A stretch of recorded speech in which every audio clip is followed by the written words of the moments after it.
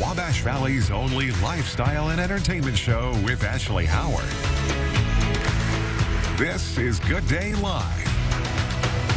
Brenton Brick, building patriotism for future generations.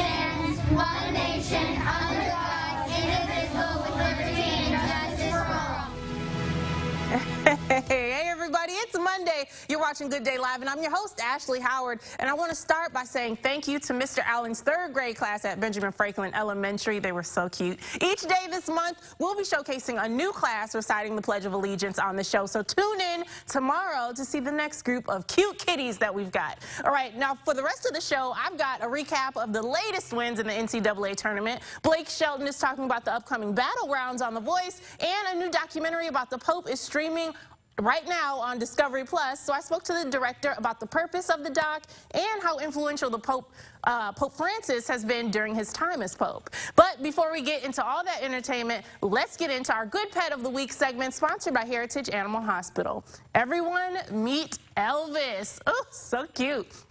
He is a 7-year-old mixed breed. He weighs about 43 pounds, and he's very, very playful. He's already potty trained, so no need to worry about that. And he's very good at listening. We all need one of those. And he loves to be around people, and much like me, he loves to talk. Elvis is fully vetted and ready for adoption today. Someone, please go pick him up. Now, staying within the realm of our four-legged friends, what started as a search for a service dog to help her son led an Alaskan woman to become a training director, helping others prepare canines to assist families in need. Now, she's hoping people will step up to foster these pups along their journey. When Peg Walsh Bernard's autistic son Leo was 3 years old, he went missing. And he'd leave the door open about this much, that way, that's how we knew. Even though we had plenty of adults always watching him, he could do it. Usually we could look and a neighbor would have him or we'd see him, but this time, nobody. Just when they began to fear the worst, they finally found him, hiding behind some dog kennels in the garage. I just remember saying a dog would have found him. The dog would have found him. We were calling and looking in the kennels, but not behind them. And at that point, he didn't answer to his name. So that night, when I calmed down, I just went to my computer and Googled autism and service dog. That's when she found Four Paws for Ability based out of Ohio. Bernard said she went to Ohio for a training class and came back with a golden retriever named Halo. I don't know how many times she saved him, but she found him every time, indoors or outdoors. Bringing peace of mind to her family and independence to Leo. All of a sudden, everything changed for me because I was able to take my children to the store together. I always tell the story, but one time I needed milk before Halo, and I'm like, there's no way I'm going to the store to get milk. Forget it. We're not having milk. Sorry. After Halo, sure, we can go get milk because he had freedom to walk all around me. He loved it because he had freedom. I wasn't gripping him. Down. Bernard wanted to share that peace of mind with others here in Alaska, so she became a training director for Four Paws for Ability and started the local branch here. High five. Yes. Good. So far, she's helped place about 30 dogs here in Alaska. Now they're in need of weekend fosters for the dogs currently in training. They would take the dog with them places they go, like if they go shopping, they would take the dog shopping, take the dog to the mall. Wherever they're going, they would take the dog for those socialization experiences. But the biggest thing is to give them a kind of a feel for family life, because after all, when they're placed, they're going to be a part of a family. And the dogs are in training for those with many different abilities, like those who are deaf, need help with mobility, kids with diabetes, veterans with PTSD, and more.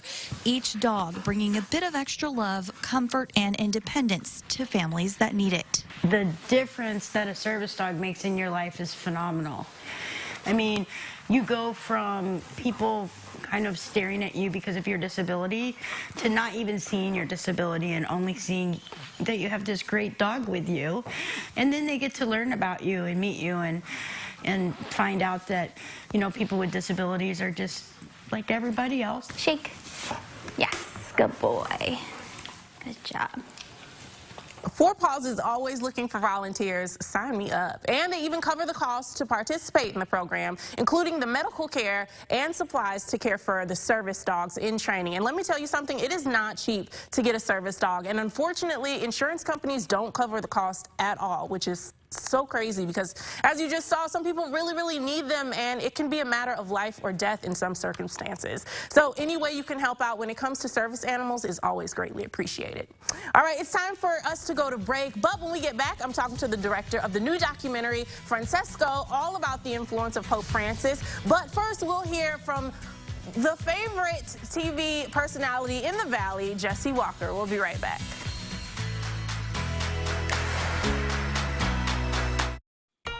This is Union Health Today.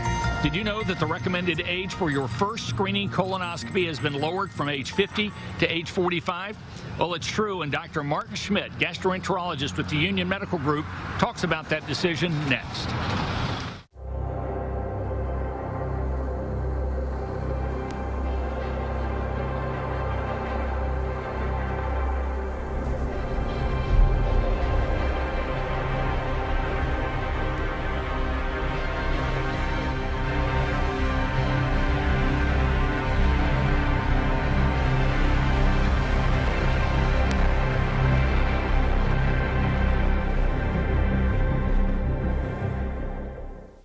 Well, for years now, we have been told that the recommended age to begin screening colonoscopies is age 50, but now that number has been lowered to age 45. Why the change? Well, we talked to Union Medical Group gastroenterologist Dr. Martin Schmidt. The incidence of colon cancer in people age less than 50 is going up, whereas the general incidence of colon cancer is decreasing. And that's a concern about what do we do about the younger people. The Preventative Health Task Force also made that recommendation just recently, the past few months. The insurance companies haven't all endorsed it yet, but I would say in the next year or two, most insurance companies will pay for the procedure. Colorectal cancer remains both preventable and in some cases curable. Call this number if you need to schedule a screening colonoscopy, and as always, talk to your primary care physician. I'm Mike King. More next week on Union Health Today.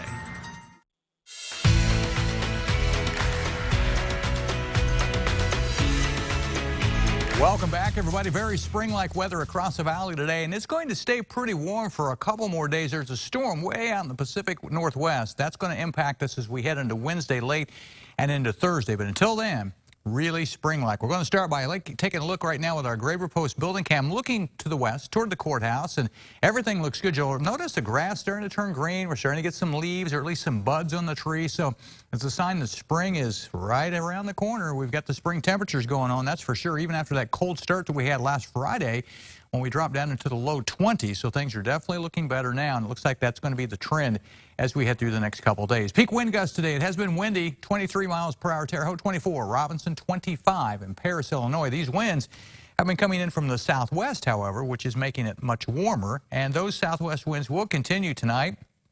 Not as strong overnight, and then into the day tomorrow, and really into the day on Wednesday as well. As a matter of fact, Wednesday the wind is going to pick up before the storm gets here. We'll be looking at some maybe 15 to 25, even gusts to 30-mile-per-hour winds from the south on Wednesday. But both days will be very warm, well above normal on the temperature. Speaking of that, 77 in Terre Haute right now. It's 80 in Champaign and 77s in Bloomington, Vincennes, and Washington. So everybody looking at some really mild weather. And like I said, it's going to hang around for a little while. On the satellite and the radar, there's not really anything at all near us. There's some clouds to the north, Chicago to the Fort Wayne area, but that's moving off to the east-southeast. And around here, just a few clouds here and there, otherwise filled with a lot of sunshine across the area today. On the Dorset Automotive Doppler radar, nothing going on, and probably we've got about 2 more days. I would say about the earliest we're going to start to see much rain would be probably later in the day on Wednesday. And we'll time that out for you here with the Futurecast. We don't see anything as we head through the evening and the overnight, and even tomorrow. As a matter of fact, tomorrow's going to be a great day. We're going to be very warm. It'll be dry. And then as we get into Wednesday, that's when that storm starts to get close to us. There may be some initial light rain showers that try to pop in right there. See those? Those are pretty light, but that would be late morning near the noon hour on Wednesday. The main action, though, would come later in the day, but we could see a few light showers there late morning on Wednesday. Then as we get in later in the day, we'll start to see some. But as you see, even by 4 o'clock Wednesday, not a whole lot. I think most of this is going to hold off till late Wednesday night, and into the day on Thursday. So we can time that out. Here's now 4 p.m. on Wednesday. You can see the bulk of the rain is still west of the area. But as we put this in motion, you're going to see that rain kind of spin into the area right there. Then that storm kind of spins away. We catch a little break Friday, then a little system there on Saturday, and then it spins away as we get into Sunday. So our rain chances are mostly going to be late Wednesday into Thursday, catch a break Friday, and then probably another chance of some showers in here on Saturday. Now, it will start to turn a bit cooler, though, as we head for the end of the week and the upcoming weekend with the clouds and the rain moving into the air. But then, as you can see by Monday, we're talking dry, and the mild weather will continue. So for tonight then, partly cloudy, mild. It will not be as windy. Southwest winds maybe 5 to 10, but the temperature nice and mild, 54 for the overnight low. Then during the day tomorrow, look at that, 80 degrees. Some of you may even hit 82. It'll be windy in the afternoon, but dry, so a really nice day to get out and do a little work, something like that in the yard. Because after that, as we get into Wednesday, especially late in the day Wednesday, we're going to be back near 80, but it's going to be windy, and any showers look to be late on Wednesday, primarily towards Wednesday night into Thursday. Looks likely we're going to see some showers on Thursday. Then we cool off at 64. We catch a break on Friday in between systems. We warm back to 73. Another system brings a few showers on Saturday at 65. And as we look ahead to the weekend, Sunday looks like the better weekend day, partly sunny 70, and we're back to 72 next Monday. So overall, not too bad, but a couple rain chances between now and the upcoming weekend. Thanks, Jesse, and welcome back into the show, everyone. There's a new documentary on Discovery Plus called Francesco. And the other day, I had a chance to talk to the director of the documentary about Pope Francis. Take a look. Francesco is the name of a new documentary streaming on Discovery Plus right now. It's about Pope Francis and takes a look into his work addressing issues like climate change, immigration, and the relationship between the church and the LGBT plus community. Today, I'm talking to the director of the documentary. Now, I have to ask you right off the bat, why did you create this documentary? I guess the answer is, as every documentarian, I'm a storyteller. And from my previous movies that I did, I told stories about revolutions. I was telling stories about Syrian crisis, migration. So I was bringing innocent voices of the Syrian people. I was bringing spotlight to the Syrian crisis. I was bringing a spotlight to the fight for democracy in Ukraine. So I wanted to create stories of inspiration. I was bringing spotlight on the issues. Here, I wanted to bring a spotlight on so many issues that we, as humans, created, so many disasters. But I also wanted to give a solution, a hope, spread love, try to unite us. And I found Pope Francis as a fascinating role model and somebody who is trying to do these things. And that's why I decided to make this together with him and allowing his actions speak on its own, making the testament to a power of one person who is trying in these dark days, hard days, to unite us, to spread love, to bring us to build the bridges and not walls, to obeyed by science and not just by the darkness in terms of climate change or pandemic. So that's, I guess, what the reason behind creating this movie. Yeah, you know, I had a chance to actually watch the documentary, and when Pope Francis speaks, people become really engaged and have these really strong emotional reactions to his words. Do you think that that's because of just who he is as a person, or is it the title of him being the Pope? I think because he can inspire, because you said he's speaking, but what I saw actions behind his words. Not every leader in this world able to deliver. Pope Francis speaks less, he's doing more. And I think through my movie, I try to bring actions. You can see more actions on his side, and the testaments of the people whose hearts and minds he changed, whom he helped a lot than him talking on a camera screen. And that's what I think is the right amount of the truth that I'm trying to bring to this world. I wanted to bring his actions, not words, and to show that we as human beings can use these actions to preserve the humanity on this planet, to build the truer bridge and safe bridge into the safe future for us, for humanity, specifically in days of pandemic. And I think that's why people adore him, because he's a man of action, and he is the man of humanity. He's the man of people. He is people's pope. Francesco is streaming right now on Discovery Plus, but that's a fairly new streaming platform. What made you release the project over there? You know what I love about Discovery? Discovery, on its own meaning, it's discover the world. And I think what Discovery brings us, it's discover the world around us. Discover the world, Francesco. And I think that's what people can do on Discovery Plus. Discover the bigger world, the world beyond our cities, beyond our countries, the world that we as humans created, bad world, negative world, with pandemic, with climate disasters, with the wars, with the conflicts, refugee crisis, abuse. And he allowing us not only to see this, but also to learn how we can change this and build the path into the future. Absolutely. I definitely agree. Thank you so much for being here. Everybody stay right there because we have more Good Day Live when we get back.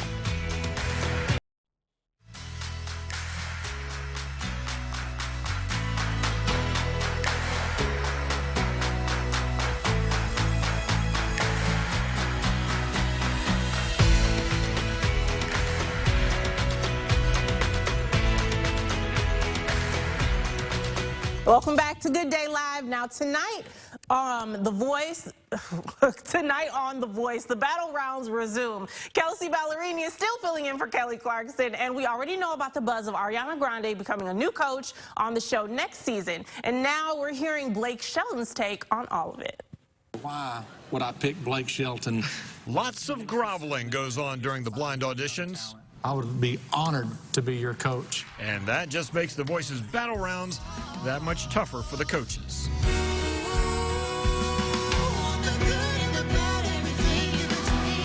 You have these people, you beg them to be on your team, and then the very next thing you do is kick half of them off. And the stress of making those choices weighs heavy. Blake, who is the winner of this battle? That's what makes it great to watch as a fan of the show. I mean, that's what keeps you on the edge of your seat.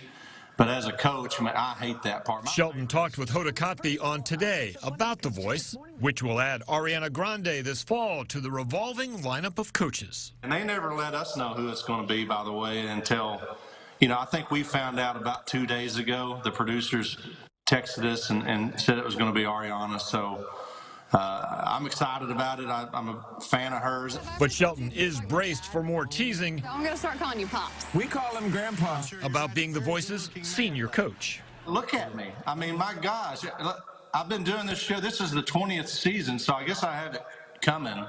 I used to look like Ariana when I started this show. Tonight's battle rounds might just add a few more gray hairs. Mark Barger, NBC News.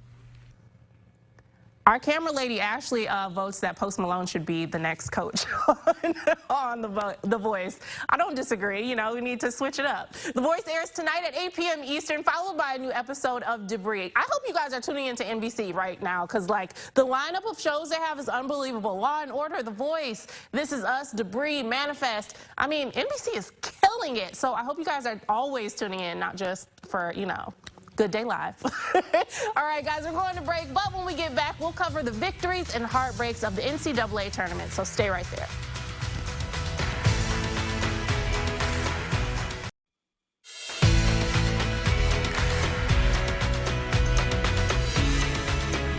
Welcome back to the show. Now, it was a thrilling finish to women's college basketball tournament last night in San Antonio. Stanford outlasting Arizona in a heart-stopping final to win its first national championship since 1992. And tonight, all eyes will be on the historic title game on the men's side. McDonald trapped, heaves, can't hit. Overnight, a thriller in the Lone Star State. the Stanford Cardinal outlasting the gritty Arizona Wildcats to win the national championship. The tournament's top overall seed, Stanford, came out firing. Williams, a three. You bet. Overwhelming the Wildcats with a balanced attack. Jones pops it in. But Arizona refused to give up. A great look. Is good. After struggling early, star senior Arian McDonald gave her team a chance. But the underdog Wildcats' incredible run coming up just short. Before punching their ticket to the championship game, Arizona's coach Adia Barnes telling me they belonged. It's huge because no one but us thought we could be here. But in the end, Stanford did just enough. I'm just so proud of this team, and we're champs. I can't believe it, we're champs. Stanford coach Tara Vanderveer, the all-time winningest head coach in the women's game, a champion again for the first time in nearly 30 years. On the men's side, tonight's highly anticipated title game between Gonzaga and Baylor is coming on the heels of an instant classic. With the flick of a wrist, Gonzaga's star freshman Jalen Suggs cementing his spot in college basketball lore. And look at the poise of this kid. Suggs' epic buzzer beater eliminating 11th seed UCLA Saturday night and sending the sports world into a frenzy. That's something that you practice, you know, on your mini hoop as a kid or in the gym, just messing around. And to be able to do that, it's crazy. Up next for the Bulldogs, a championship clash with Baylor. Baylor advances to the championship game. The Bears are back in the big game for the first time in 73 years after blowing out Houston. They win a lot of games. We win a lot of games. I think we match up well. This morning, a champion crowned and a battle still to come as a memorable March Madness readies for a fitting finale. Jalen Suggs was named the top high school basketball and football player in the state of Minnesota just last year, and he picked basketball, and it's safe to say that Gonzaga and millions of basketball fans around the world are glad that he did. Watching the NCAA tournament is like a mixture of so many emotions. You get the chance to watch this group of young people have all their dreams come true, and then there's this other group of young people who work just as hard and have the same dream, and they experience this crazy heartache. It's a roller coaster of emotions for everyone watching, but what can I say? America, we love it. All right, it's time for another break, but as we go, here's a look at today's jobs board. You'll find job openings in the community listed on our website, mywabashvalley.com, and if you are an employer, you can post a job as well.